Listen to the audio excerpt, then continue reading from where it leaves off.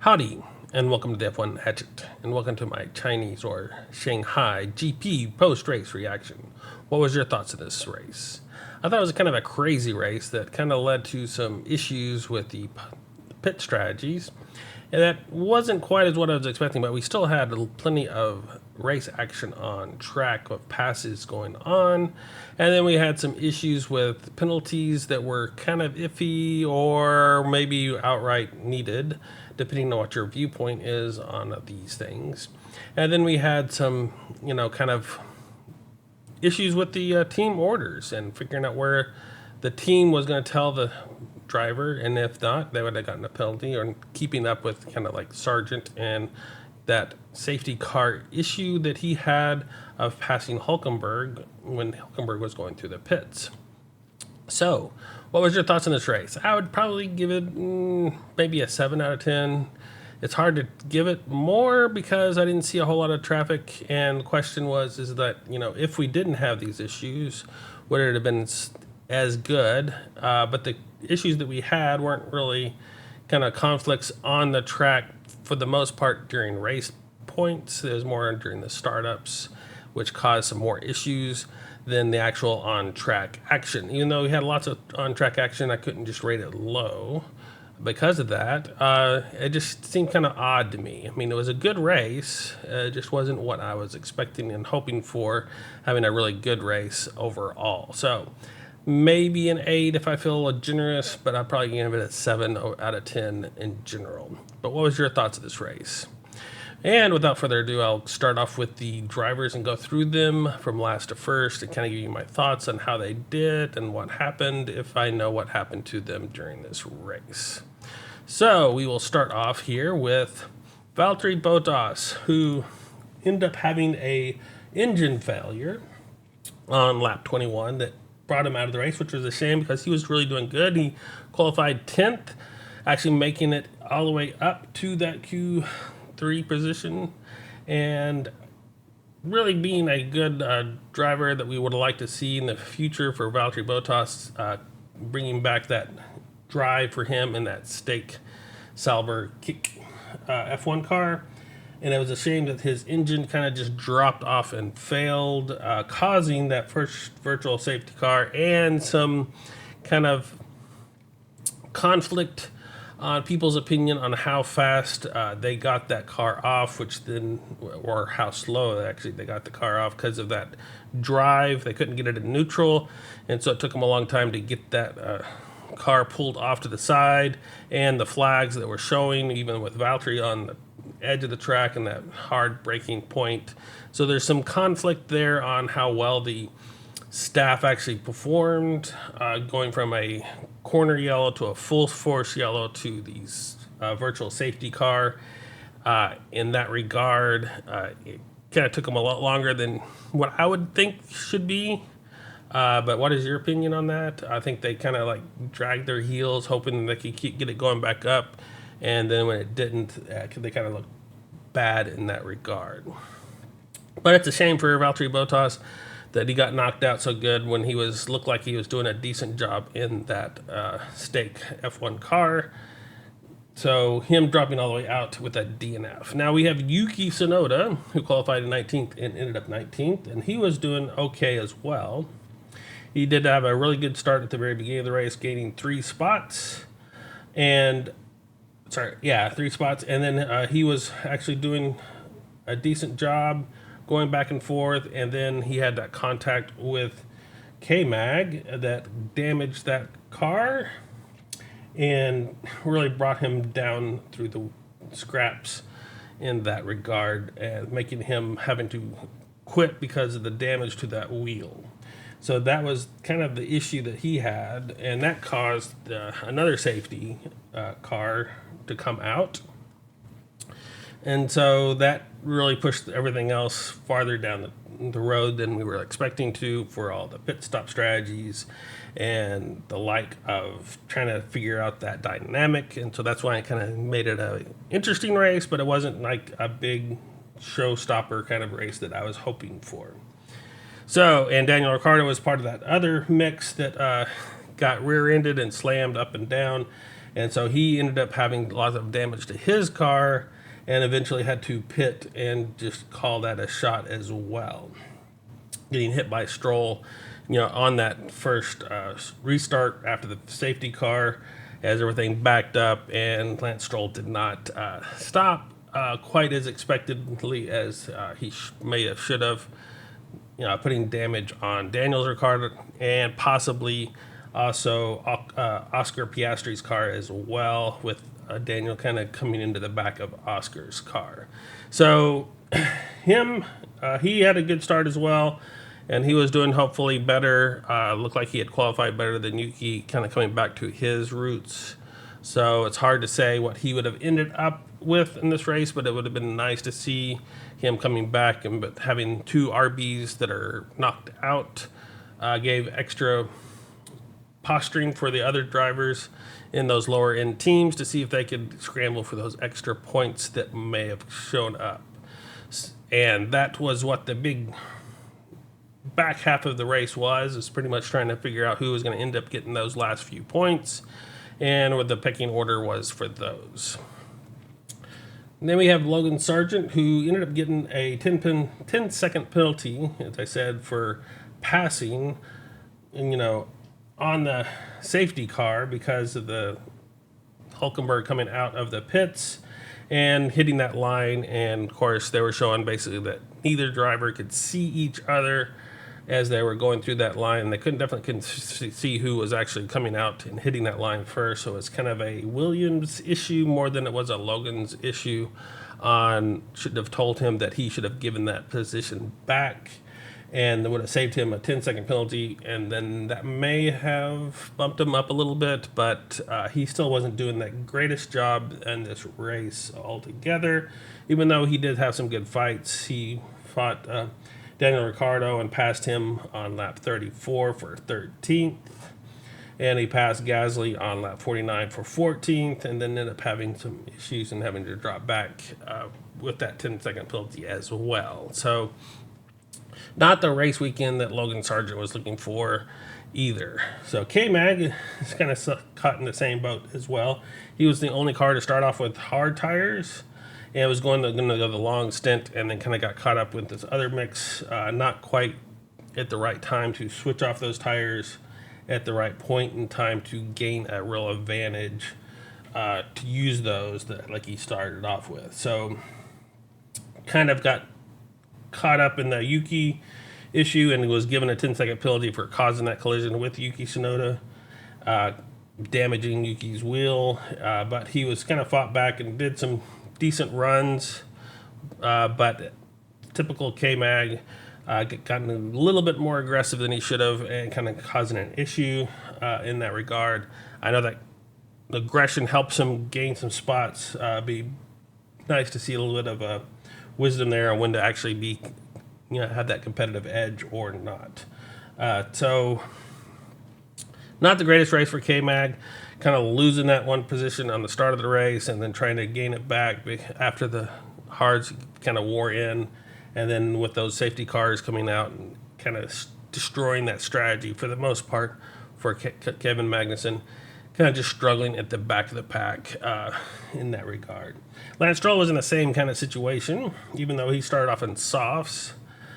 He did a good start, gaining one position, and had lots of action on track, passing Hulkenberg on lap 2 for 9th, passing K-Mag on lap 15 for 9th, and then having a nice battle with Stroll and Ricciardo, going back and forth a little bit, and then end up having that collision on the start of the race after the safety car, where they're trying to get lined up around that corner, not wanting to kind of compromise their entrance, and kind of just didn't hit the brakes where he was thinking that they were supposed to hit the brakes, and just kind of slammed into the back, of Ricciardo, pumping Ricciardo up, and so he got a 10-second penalty for that connection. And so there was kind of a questionable whether he should have gotten a 10-second penalty or not on that regard. I kind of think it should have been his fault, even though it wasn't expected. He was kind of coming up fairly quick. Maybe should have been able to take a more avoiding action. I don't know. But that's generally my look at it, even though it was hard to tell exactly, the issue there, because the issue wasn't his and it wasn't, Daniel Ricciardo's fault. It was kind of up the chain where they're backing off on that round corner to get that best positioning for the restart. So that kind of leads us up to Guan Yu Zhou, who kind of had some wing damage at the end and ended up in 14th. He did qualify in 16th, so a decent run for him, even though not the best run he was hoping for in his home race there. He did have some action on track, doing pretty good, and the crowds were just loving him. Every time he made a pass or did a pit stop, you could hear them roaring in the background. So I have him making a pass on K-Mag, pass on Sargent a couple of times, and another pass on K-Mag for that 14th position. So a decent run, even though he had some wing damage, but not quite where he wants to be. But it's a good look for that stake kick F1 car to see if they can actually gain a little bit more improvement. So hopefully they'll have a better showing in Miami. Pierre Gasly was frustrated, but made all kinds of passes this race. I have him passing Albon, and then he had a bad pit stop, and then he passed Guan Yu Zhou, passed Sargent, and then passed Sargent again, and then passed K-Mag. And I'm sure there was some in there that I missed in that regard. He did make a 3-pit stop strategy, boxing on lap 12, lap 24, and 39. So he started off on mediums and kind of went to hards and kind of stayed on hards for that second set. So really good job in the sense of that Alpine kind of coming back into the realm, getting close to those fighting for the last point in the positions. So they're kind of moving in the right direction, and it seems like they're actually doing on-track action, getting some passes done. So that's a good sign for Alpine in this run. Hopefully they found what they were missing and can kind of improve upon that as the season goes through, and they can get back into the ranks of really having some fighting for some positions and possibly even points in the season. So a decent run for him, even though he was frustrated in the whole side of the garage on where that performance was in that Alpine, and trying to figure out the strategy that they needed to go. So, but I thought it was a really good run and a really good showing for the Alpines, both of them in this regard, kind of improving. So hopefully we can see that improvement throughout the rest of the season.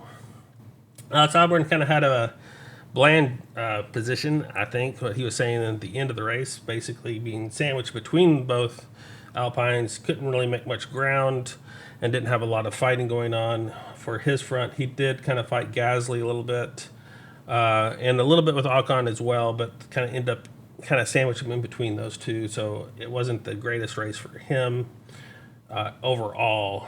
He did pass Ricciardo on lap 33 for 12th, but I think that was when Daniel Ricciardo had that damage and was just falling back through the pack. Then we have Ocon. Ocon did a fairly decent job as well.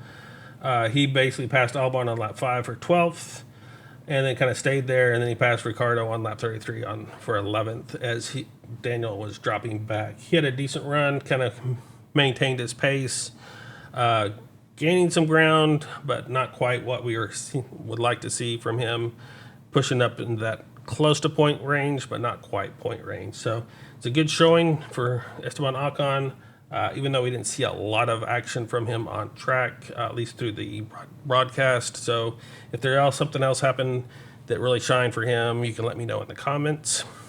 And speaking of comments, I would appreciate a like and a subscribe if you like this content, as I would prefer to keep going these, and I would like to see some interaction if possible.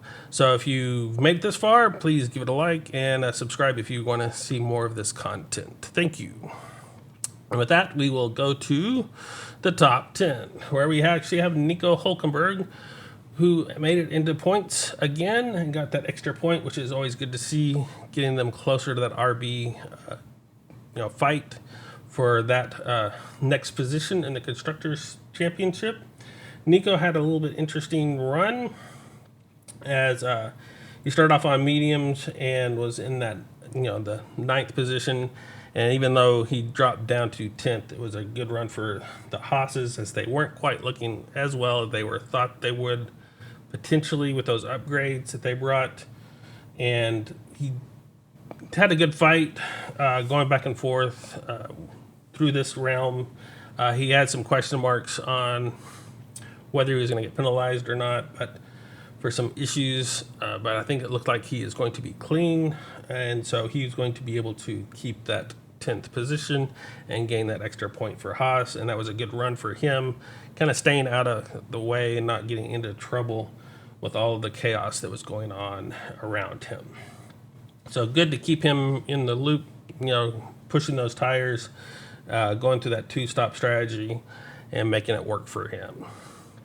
Lewis was one of the surprising issues that happened on qualifying, not making it out of Q1, being in 18th position on the grid, and then having to fight through all of that traffic. I know he was hating those soft tires that he started off on, and then he switched to mediums, and then he switched to a set of hards as well. So him coming through the field kind of gave us some life.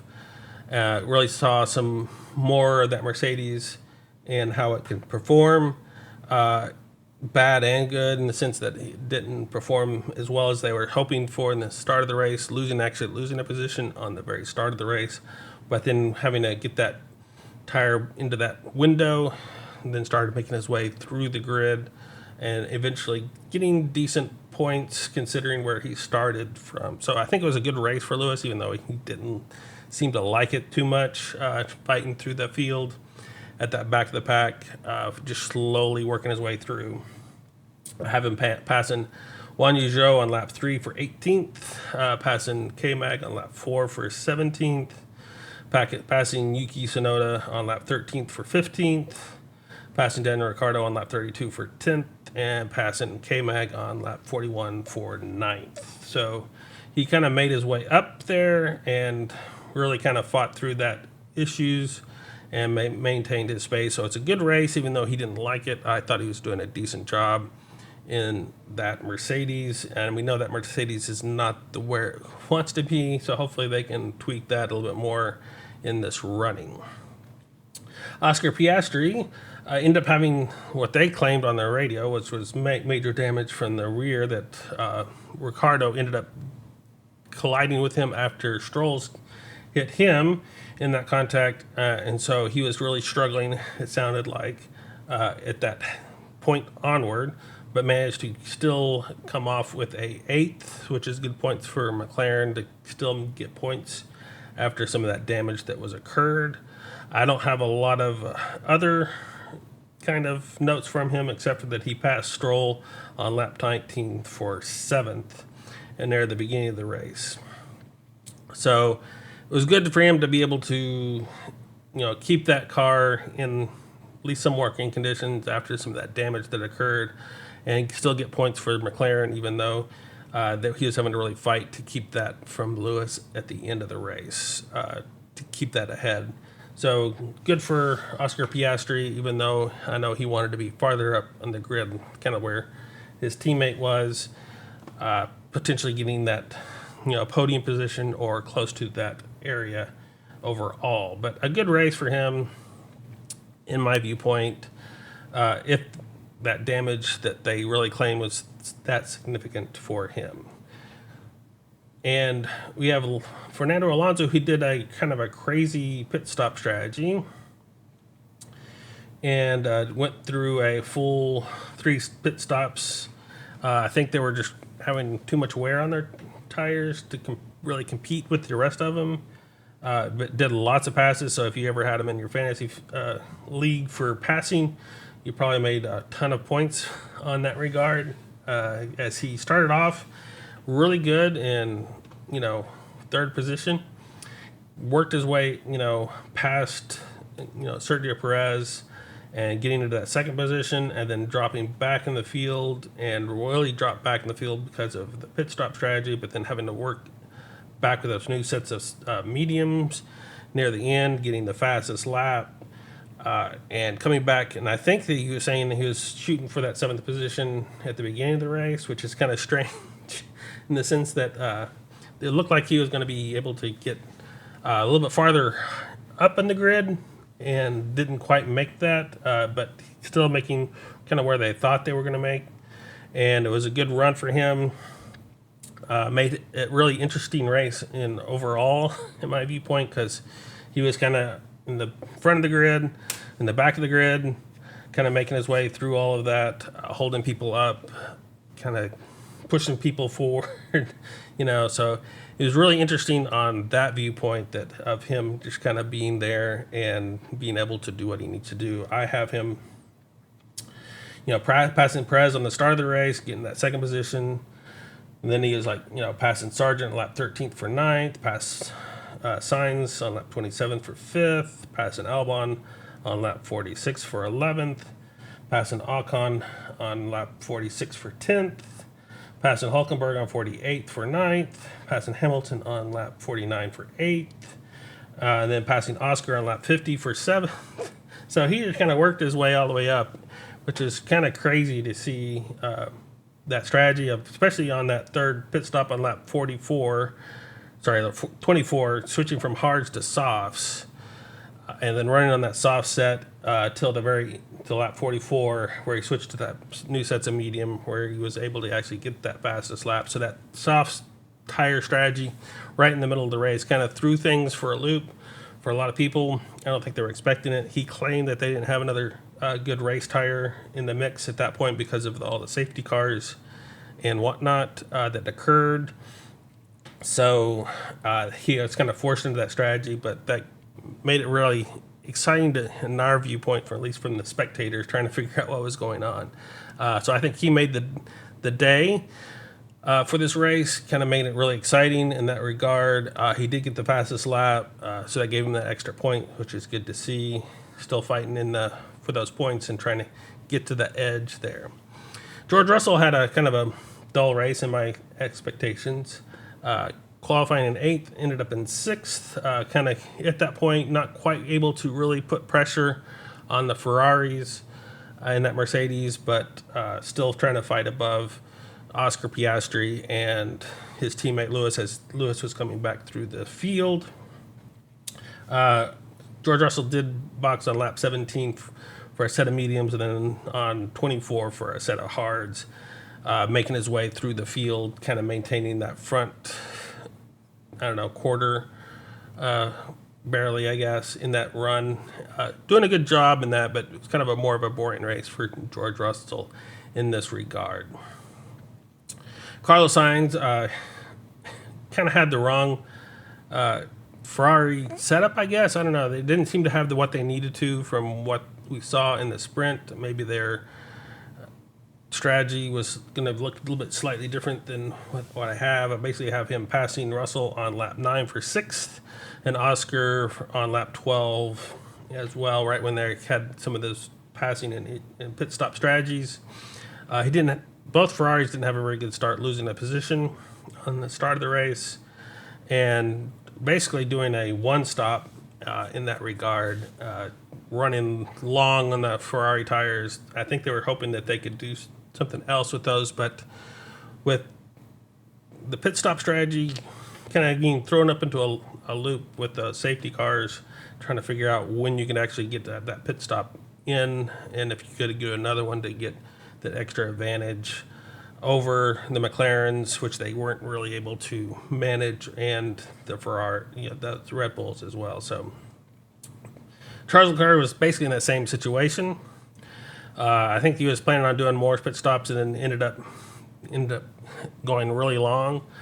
He boxed on lap 18 for hards and basically went the rest of the way on the set of hards, but able to keep that position, not really putting pressure on Sergio Perez, but keeping that fourth position. And so it's a decent run, kind of an odd strategy that the Ferraris went in. I think they ended up saying D, and I know he was questioning that strategy if they could actually last that long for those tires, because they weren't really planning on that from that point of view, from that front pit stop strategy. Getting in there right before that safety car, so it didn't quite gain that advantage that Lando and Sergio did. So I think that pushed the Ferraris back, because that they pitted just a little bit before the safety car, which then caused them to kind of have to fight a little bit differently to maintain those positions.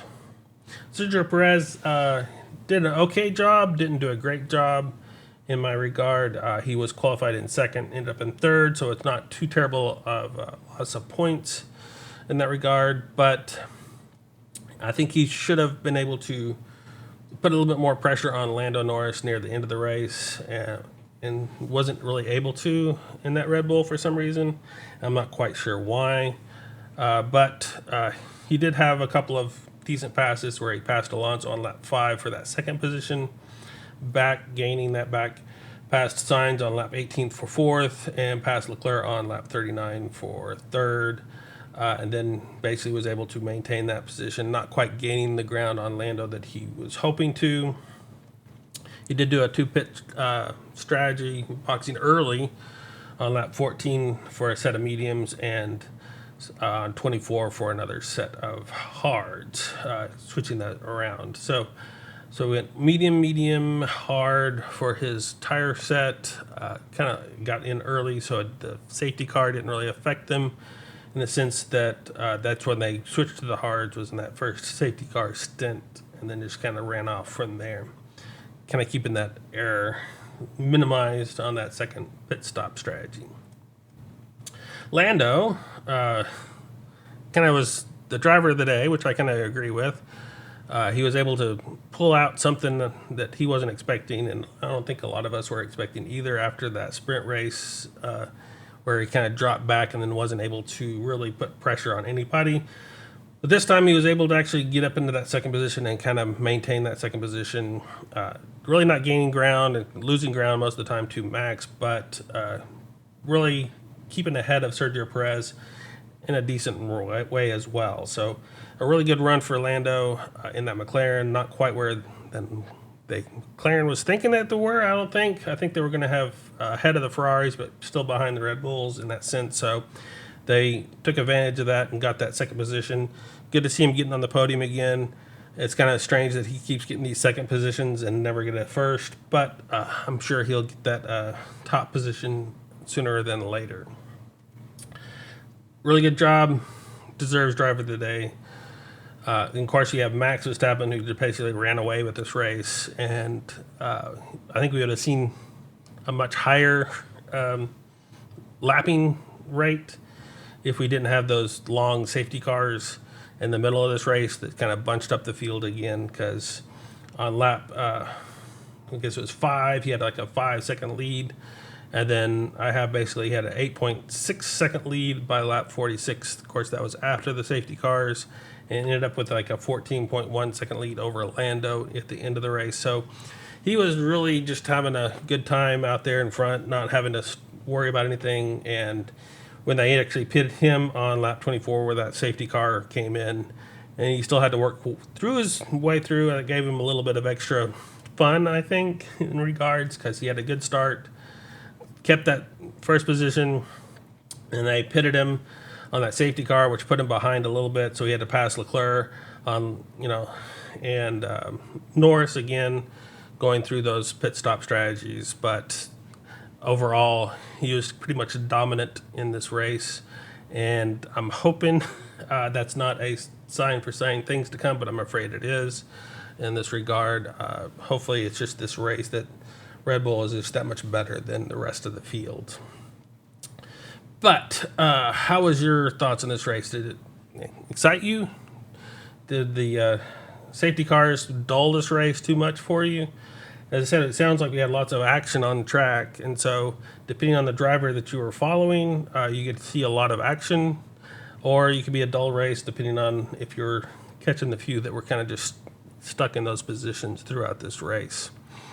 And since we didn't have a lot of pit stop strategy, because of those safety cars, that kind of pulled that aspect out of this race. What was your thoughts? Please leave those in the comments. Did this change anything on the driver standings? No, it didn't. Is the short answer. Basically, we have Fernando, getting 31 points, but still a couple points behind George Russell in this regard. And we have the same order, except, Lando gaining a little bit of ground on Carlos Sainz from that fourth position. And the rest of the field pretty much stays the same. Nico Hülkenberg gained that point. But so he gains a little bit closer to Oliver Behrman, but still pretty far away from Yuki Tsunoda.